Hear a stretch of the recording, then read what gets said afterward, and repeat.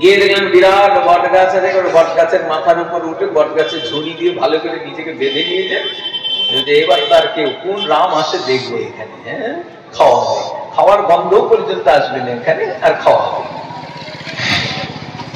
ব্যাস বসে গেলেন, ওই যে ঝোলা বের করলেন, ঝোলা বের করে এখন রাম রাম রাম রাম রাম রাম রাম রাম শুরু করে জিনিস। সকাল থেকে দুপুর গড়িয়ে বিকেল হয়ে গেল, খাওয়া তো দূর, রাম আসা তো দূর, রামের খাওয়া তো দূর, খাওয়ার গন্ধও আসলো না। মনে মনে ভাবছেন ব্রাহ্মণ কুমার, শুধু আজকের দিনটা যেতে যাও, সাধু পাঠ করে না, কালকে কি বেশ করে দেবে, শুধু ফটর ফটর ফটর ফটর রাম রাম করলে খাওয়ার মিলে যায় না, প্রত্যেকে মিলে দেখবে। সন্ধ্যা করিয়ে গেল, সন্ধ্যা ঘনীভূত হয়ে এসেছে। হঠাৎ দেখা গেল একদল তীর্থযাত্রী জঙ্গলের পথ দিয়ে যাচ্ছিলেন, বট গাছ দেখে একটু বসে পড়লেন। এটা বট গাছ, বট বৃক্ষের ছায়া জানতে, হ্যাঁ কত সুন্দর গান আছে বাংলায়। হ্যাঁ বট গাছের ছায়া তলে বসলে শীতল, বসে পড়লেন, বাহ সুন্দর হাওয়া। এই হাওয়াতে বসে কখন যে একটু ঝিমুনি এসে গেছে, ঘুম ঘুম এসে গেছে, তো সন্ধ্যা গড়িয়ে রাত হয়ে গেছে। যেই রাত হয়ে গেছে, উপর থেকে দেখছেন ব্রাহ্মণ কুমার, তো তীর্থযাত্রী এসেছে, সাথে খাবারের পোটলাও নিয়েছে। তীর্থযাত্রী ভাবলেন খাবারের পোটলাটা মাটিতে রাখলে যদি টিপড়ে টিপড়ে লেগে যায়, কোথায় রাখবো? তাকিয়ে দিলেন বট গাছের ঝুড়ি, তো বট গাছের ঝুড়ির সাথে মা বেঁধে দিয়েছেন বট গাছের ঝুড়ির সাথে। এইবার ঘুমিয়ে তো পেরেছেন সব, রাত হয়ে এসেছে। হঠাৎ দেখলেন ডাকাতের পদধ্বনি শোনা যাচ্ছে, হারিয়ে রেগে করে আসছে ডাকাত। ওরে বাবারে ডাকাত এসেছে, একজন যেই বলে চিৎকার দিয়েছেন, সব কাছা তুলে দৌড়, এমন দৌড় দিয়েছেন, সবই তো সঙ্গে নিয়ে গেছেন, তো খাবারের পোটলাটার খোলাও হয়নি, নেওয়াও হয়নি, ছেড়ে দিতে। উপর থেকে রাম রাম করতে করতে দেখলেন খাওয়ার তো পৌঁছালো, কিন্তু খাবো তো না, রাম এসে খাওয়াবো। দেখি কোন রাম আসে, ফের রাম রাম রাম রাম রাম রাম। ডাকাতের দলে এটা কি ঝুলছে রে? রোজ এই রাস্তা দিয়ে যাই, কিছু তো ঝোলা ঝুলি দেখি, আজ কি ঝুলছে?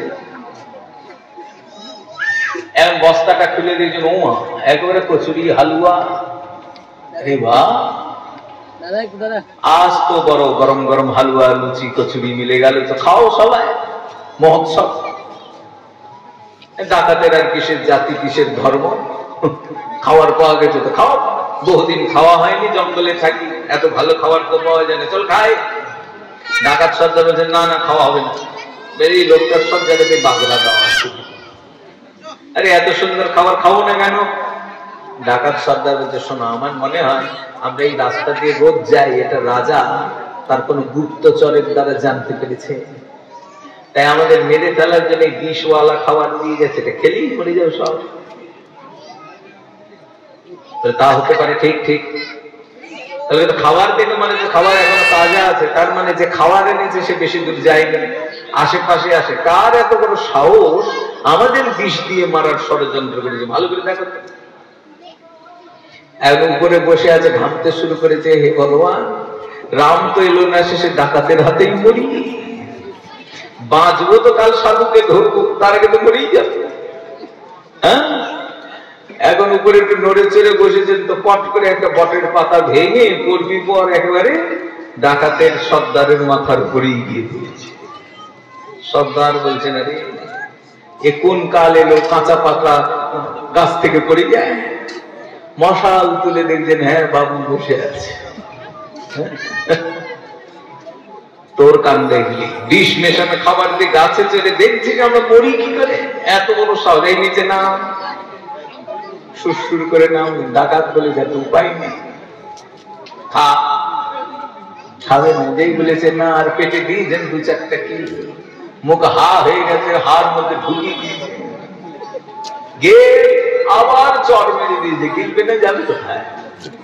ঠুসে ঠুসে একবারে 5-6 জনের পরিমাণ লুচি কচুরি হালুয়া ঠুসে ঢুকিয়ে দেবার তুই মর। বলে ডাকাত ছেড়ে দিচ্ছে। ডাকাত তো ডাকাতের মতো চলে গেল সজ্জন, কিন্তু এই ব্রাহ্মণ কুমারের জীবন পরিবর্তন হয়ে গেল।